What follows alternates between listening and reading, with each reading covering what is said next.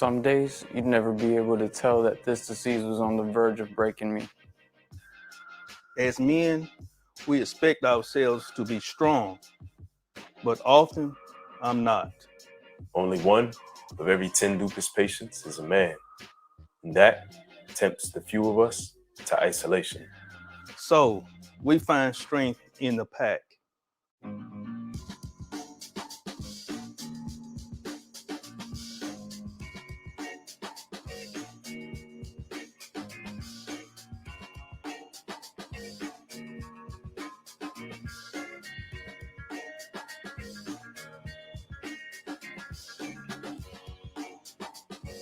I found a pamphlet in my doctor's office about a summit. And when I walked in, I looked around. I didn't see anything but women.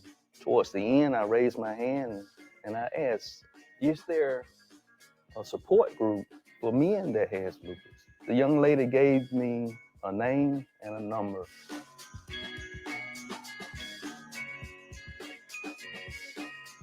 Wolf is a Latin term, from what I understand, for lupus.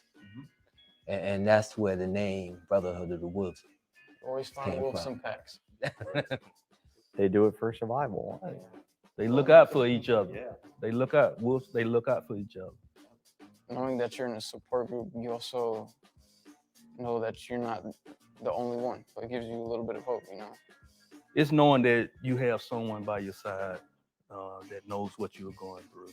Until, I got with the support group, I felt like I was out there by myself.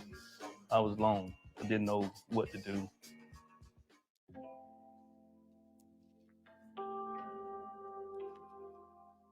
The way society portrays masculinity, I feel like it's very damaging for our mental health. There's a lot of times where, you can't always do what is expected of a man. You're not good enough, or you're doing a comparison. Yeah, right. It's kind of hard not to compare.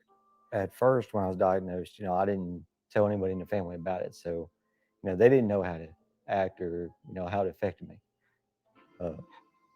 Once the injury happened, because, it attacked my brain, they didn't know how to take that either.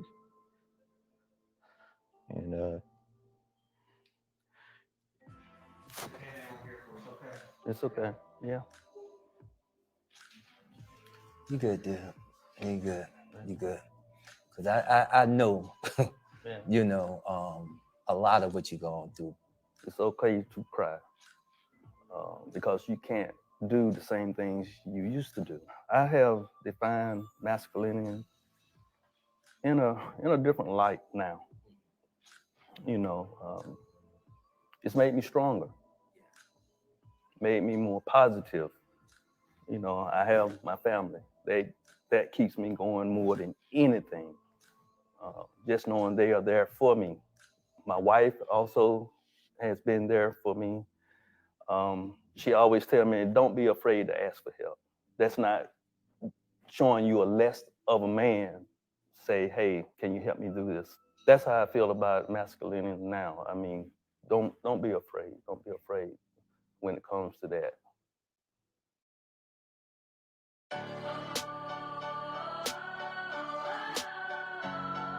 Sometimes I write my questions down before I have doctor's appointments.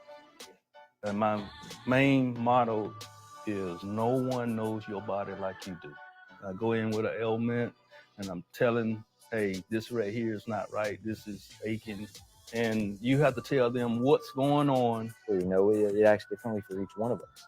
So even with all their education, they're not going to know exactly how you're feeling, what you're going through, unless you can tell them. So keeping even like a journal, it doesn't have to be every day, but if you wake up on, today and you were feeling sick or your joints hurting more than usual, or you're feeling stiff more than usual, make note of it. And then that way you can bring that to your appointment so the doctor can really see what is going on. And then that way they can better prepare to help you.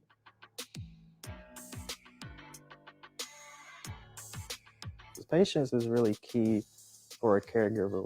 Patience, understanding, because sometimes, I know, like you said, lupus can change your mood. Through the years, I've learned that just by sitting back and watching. So I learned to be patient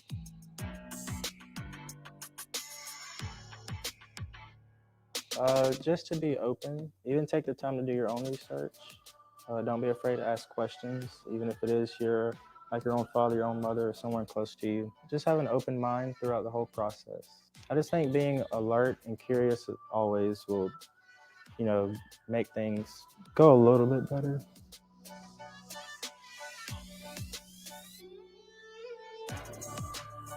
So when I was first diagnosed with lupus, the first thing I did was, go to the internet and I read a lot. And then I owned up to it.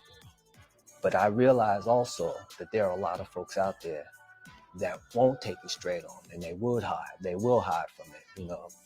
We appear to be the only group within the United States, and we're in one location here in Atlanta. My wish is for other groups to get started and for it to get known that men have lupus too, because you have to reach out to these people and let them know the strength in what they have, and it's not a death sentence. Wish someone would have started this, 10 plus years ago when I was first diagnosed.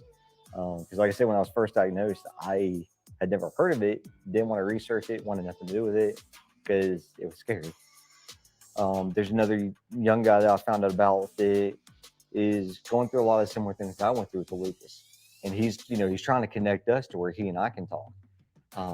What that does for me, to know that I can help them with what I've been through, it's kind of makes what I've been through a little bit easier. It wasn't for nothing. I can help somebody else now. Find ways to support your lupus warrior at the Us and Lupus website.